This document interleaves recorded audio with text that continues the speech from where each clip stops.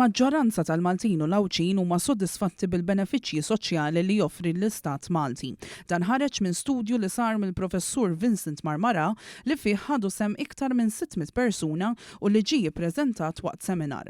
F'dan l-istħarriġ ħareġ kif 56% tal-Maltin huma sodisfatti bil-benefiċċji soċjali, kienu biss ftit iktar minn 15% li qalu li mhumiex sodisfatti.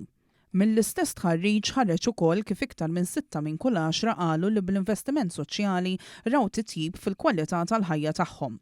Aktar minn 72% qalu wkoll li huma sodisfatti bl-informazzjoni li tingħata rigward l-investiment soċjali.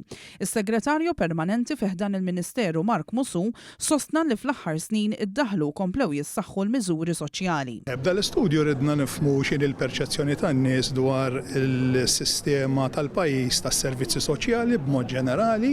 Ir-reazzjoni tiegħi hija ovvjament li dak li ħareġ mill-tweġibiet tan-nies huwa iktar ixaqleb lejn il-pożittiv u f'ċertu istanzi pożittiv ħafna, allura dan itina ċertu sodisfazzjon. Dwar ir-rata ta' fertilità baxxa li għandu l-pajjiż, dawk li ħadu sehem f'dan is-sondaġġ qalu li dan qed isaħħel iktar minħabba kwistjonijiet finanzjarji u anke minħabba karriera.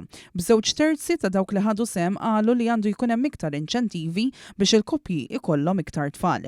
Il-Ministru Michael Falzon tkellem dwar l-importanza tal-benefiċċji soċjali li qed tissaħħaħ il-kwalità tal-ħajja. Bħala pajjiż nofqu 30% fis-soċjal dirett u naħseb illi dan l-istudju wera l-effettività ta' dik in-nefqa, imma wera wkoll u naħseb dak huwa iktar importanti fejn nistgħu nagħmlu aktar milli diġà għamilna. Bla dubju għamilna ħafna fil-qasam soċjali. Imma hemm affarijiet oħra rridu nagħmlu hemm ukoll sitwazzjonijiet li jirrikjedu attenzjoni immedjata u allura issa li għandna biex ngħid hekk l-evidenza xjentifika sta għalina li nimxu l qudiem u nkunu dejjem hemm għal dawk li huma l-aktar vulnerabbli.